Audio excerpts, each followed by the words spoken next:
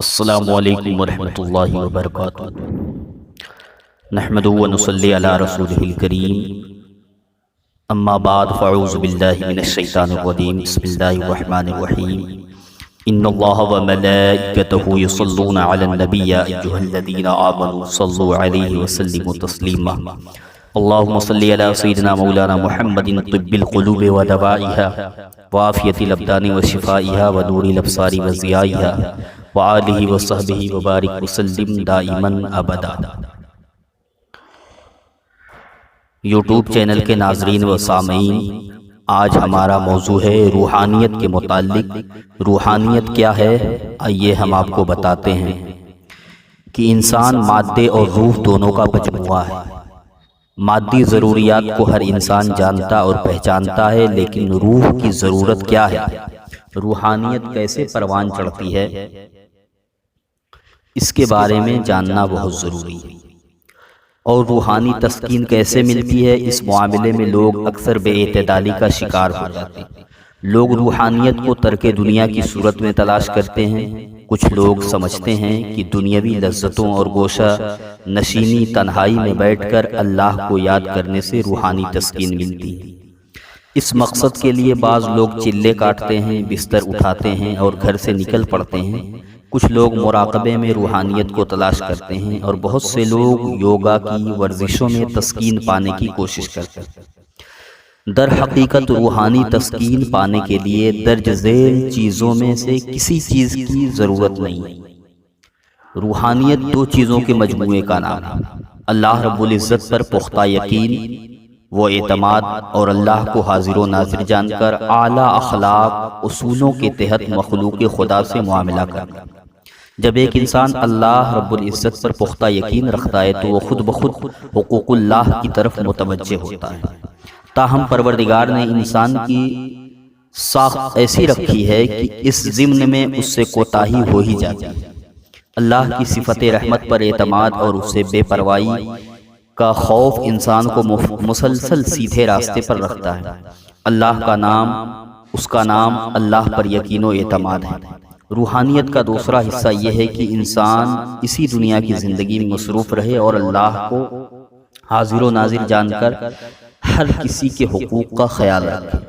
ایک انسان پر سب سے بڑا حق اس کی اپنی ذات کا ہے۔ اسے اپنی تعلیم، اپنی صحت، اپنے رزق حلال اور اپنی تفریح کا خیال رکھنا ہے۔ اس کے بعد ہر انسان پر دوسرا بڑا حق اس کی بیوی یا شوہر، اس کے والدین اور اس کے بچوں اور اس کے بہن بھائیوں کا ہے۔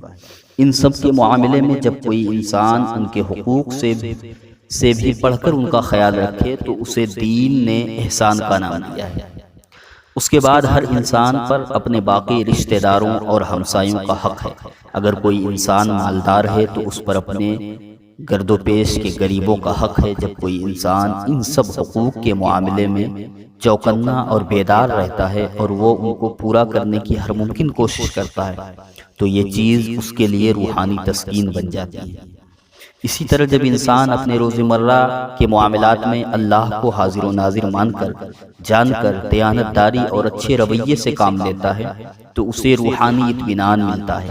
مثلا جب ایک تاجر اپنی تجارت میں دیانت داری اور انصاف سے کام لیتا ہے، جب ایک ملازم اپنی ملازمت میں خوف خدا کے باعث دیانت دار رہتا ہے، جب ایک افسر اپنے ماتحتوں کے ساتھ خوش اخلاقی کا رویہ رکھتا ہے، جب ایک سیاسی لیڈر اپنی سیاست میں نفع اور نقصان کے قطع نظر انصاف کی بات کرتا ہے، جب ایک صاحب علم اور سائنسدان اپنی قوم اور انسانیت کے لیے علم و تحقیق کا کام کرتا ہے، جب ایک طالب علم اپنی ذات اور قوم و انسانیت کے لیے اپنی پڑھائی میں محنت کرتا ہے، جب ایک استاد اپنے طالب علموں کے ساتھ محنت کرتا ہے، جب ایک کاشتکار اپنے خاندان اور اپنی قوم کے لیے اپنی زمینوں میں محنت کرتا ہے، جب ایک حاکم اپنے معاملات میں دیانت دار رہتا ہے اور اپنی رعایا کو ہر ممکن سہولت پہنچاتا ہے۔ غرض یہ کہ ہر وہ انسان جو کسی طریقے سے مخلوق خدا کو آرام اور آسانیاں پہنچاتا ہے وہ اللہ کی مخلوق کی خدمت کرتا ہے، اور یہی خدمت انسان کو روحانی تسکین پہنچاتی ہے۔ غرض یہ کہ روحانی تسکین کا سب سے اچھا طریقہ یہ ہے کہ انسان 5 وقت کی نماز پڑھے، اللہ کے بڑے بڑے احکام کو بجا لائے۔